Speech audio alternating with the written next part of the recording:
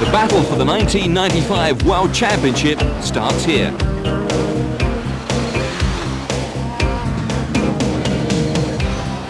The unique challenge of Monte Carlo, the oldest rally in the world, a cocktail of weather conditions, fog, snow and rain, and some of the most beautiful scenery in Europe, an enduring motorsport occasion, not forgetting the cosmopolitan atmosphere of the Principality of Monaco.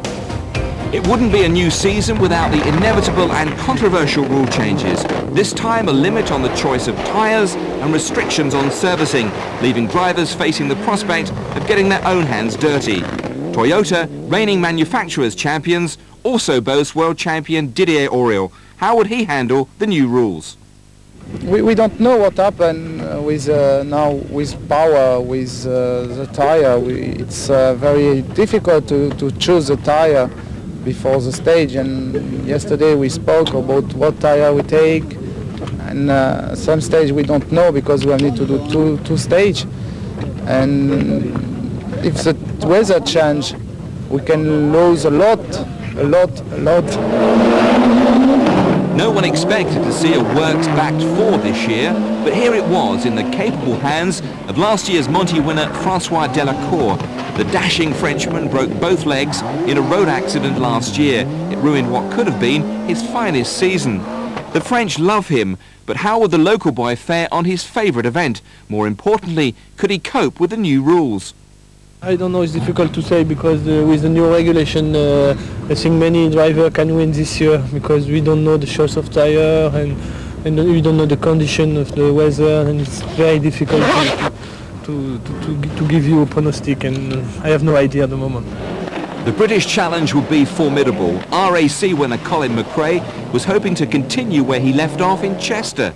Subaru had high hopes that this would be McRae's and their year. Could he finally prove his potential over a whole season? The improvement has been steady. Now the Scot had to tackle this unpredictable event. The Monte's a bit of a lottery really because of, well, in the past the changing weather conditions and not having the right tyres in the car, and this year it's even worse. We have to drive a lot of stages. I think probably today we'll be lucky if we have a correct tyre choice. We've always just to make a compromise all the time, so really you just have to be very careful in this rally. It's easy to make a mistake and go off the road. If you're willing to take the chance, you can be very quick here, but it's a big chance to take. So the 63rd Monte Carlo rally was underway. The drivers headed into the mountains of the Ardèche, where conditions often have the final say. Day one saw the rally start in Valence, then came 6 stages through mountainous terrain, 170 kilometres in all. Tyre choice here was going to be critical. They came in their thousands, the whiff of hot coffee and croissants in the air, as the French got behind their most fancied driver, François Delacour, now with a new female co-driver, French champion Catherine François in the Ford. Would it be encore une fois for François? He felt he'd made the wrong tyre choice on stage one, but it made for spectacular viewing. And what of the other great Gallic hope? World champion Didier Auriol in the Toyota has won in Monte Carlo 3 times, but now he was having teething problems with the new shaped Celica. After 4 stages, a disappointing 4th.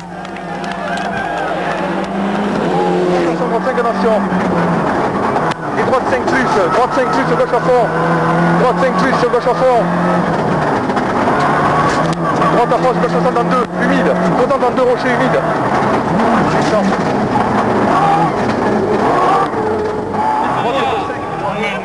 Elsewhere, the long arm of the gendarmerie was clearing the path for Spaniard Carlos Sainz in the Subaru. He was quick on stage 1, even quicker on stage 2. Sainz went into the lead, a fighting start to the new season after losing the title to Auriol last year. Enough snow around to remind the Scandinavians of home, but Finland's Juha Kankkunen wasn't 100% happy with his Toyota's engine.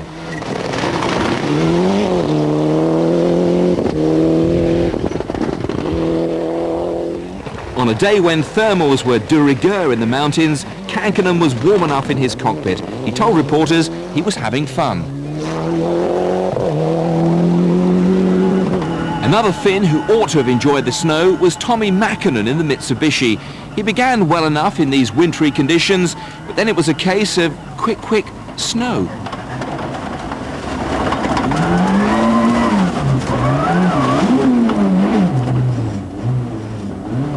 Mäkinen stayed ice cool. He didn't really have much choice.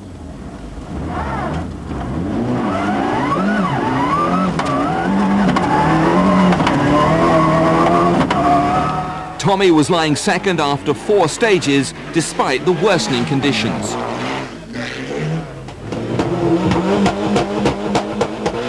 Belgium's Bruno Thierry was one of last season's most improved drivers. In the second of the Fords, a joint effort with the RAS rally team, Thierry was having his work cut out to keep pace with his Ford teammate Delacour.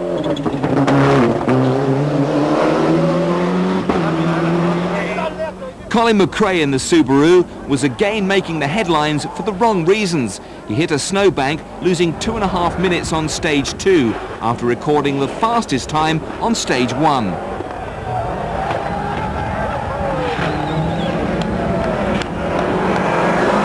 It was a Jekyll and Hyde performance from McRae. After his mishap, he played catch-up for the rest of the day, and he did it pretty quickly, as his speedometer shows. He was quickest on stage 5, despite having to use last year's notes, but it still left him some way behind the leading pack.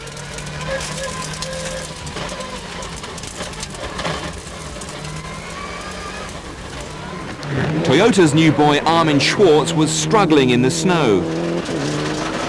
Medium caution, over crest, right 5 minus, ice, 80 junction, double caution, left 2, narrow. Left 2 narrow on telephone box. Like many other drivers, he was increasingly concerned about the new tyre regulations. We are pushed to take some choices which are for sure not right for this condition, but I mean everybody has the same things on the car and it makes it not easy. It's always a compromise. Except the first stage this morning, I think we had 2 hard tyres. Otherwise it was fine. On the last stage, a lot of snow and deep snow, wet and humid. And after 2 kilometers of ice in the descent, it was very difficult with this sort of tire because I went in the stage through the stage with T00. It means tire without studs. Then it was very difficult. And everybody was with a studs tire, only me with a racing tire.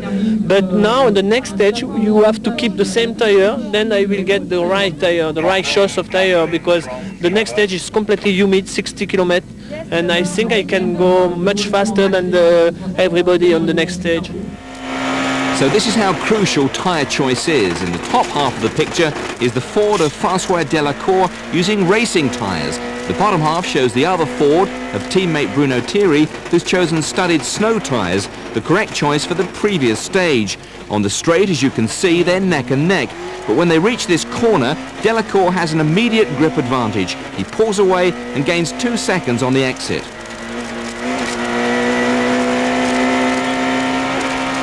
Over the next few hundred meters, he continues to increase his advantage to 4 seconds.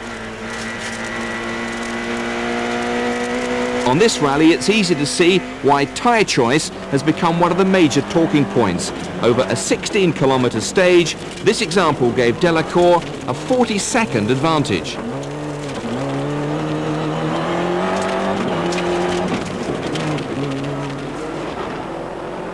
The third Subaru was driven here by the Italian Piero Liati. He made a clean start, much to Subaru's delight, after McRae's mountain mishap. Another Italian tarmac specialist was Andrea Aghini in the second Mitsubishi. But he found the ice and snow not to his liking. There was much French delight at the performance of the new kit car Renault Clios. These 2-litre, 2-wheel drive monsters were really flying. The Clios were driven by veteran Jean Ragnotti and Philippe Bugalski, an impressive debut, but clearly the cars more suited to the tarmac than the ice and snow of the Ardèche Mountains.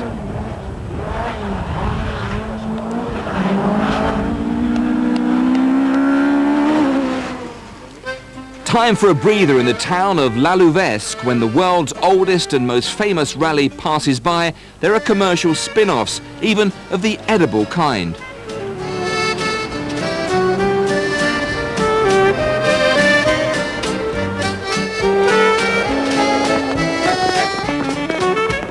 The weather began to worsen as the final stages of the day began.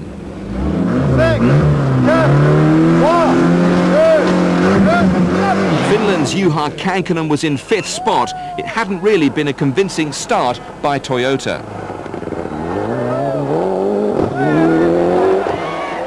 Teammate Didier Auriol was lying 4th as rain now swept across the mountains. There was some concern in the Toyota camp about engine performance, particularly on the uphill sections. The Mitsubishi of Tommi Mäkinen, despite some slip sliding on the snow, was 18 seconds ahead of Auriol in 3rd spot. It had been an outstanding first day for him.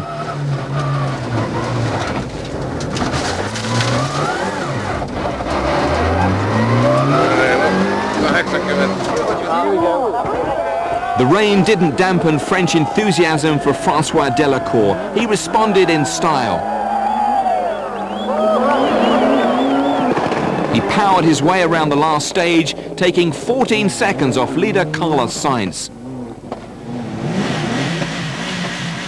The Spaniard, though, could be more than satisfied with his day's work. It had been a difficult drive in constantly changing weather conditions.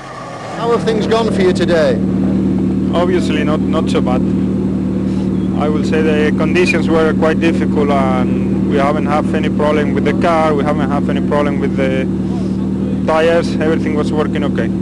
Colin, are you satisfied with how things have gone today? Yeah, it's gone okay apart from stage 2, which was my mistake, so I can't really complain. Can you tell us again just what happened there? We just slid off very slowly on a 3rd gear corner into the snowbank, and the spectators came to push us back, and instead of, I just quickly selected what I thought was reverse, but I'd actually put it back into 1st gear, so they were trying to push me back, and I was obviously, the car was trying to go forward, so it took over a minute to realise what had happened, because it was so easy to come back. I couldn't understand why the car still wasn't coming back, but once we put it in reverse gear it came straight back, but 2 minutes later.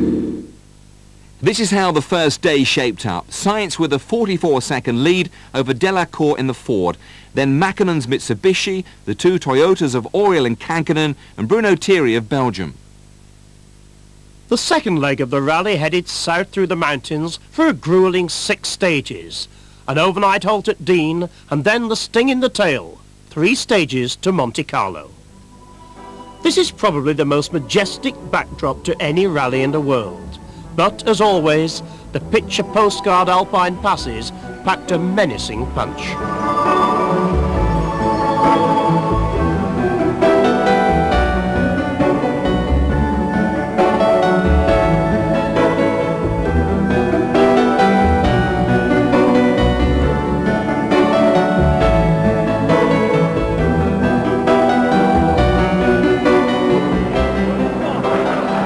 It was time for a French offensive, and Didier Auriol was determined to drive himself back into contention, sometimes a little too determined.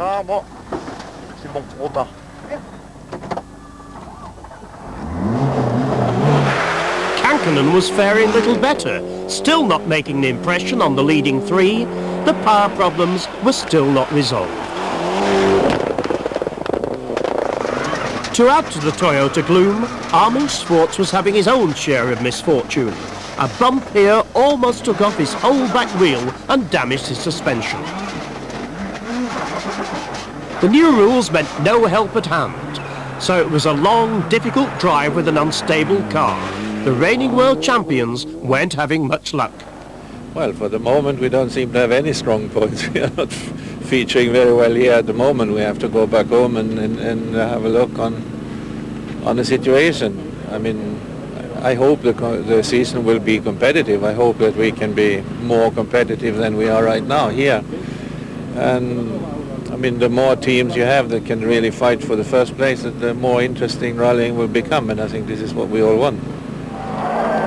For Subaru, it was a different story. Carlos Sainz was still leading as the rally threaded its way through snowbound villages. Abrirse uno frenando y quiere con la corta de tierra y se abre. Abrirse uno, izquierda casi tierra, a la derecha calenta corta de tierra, uno.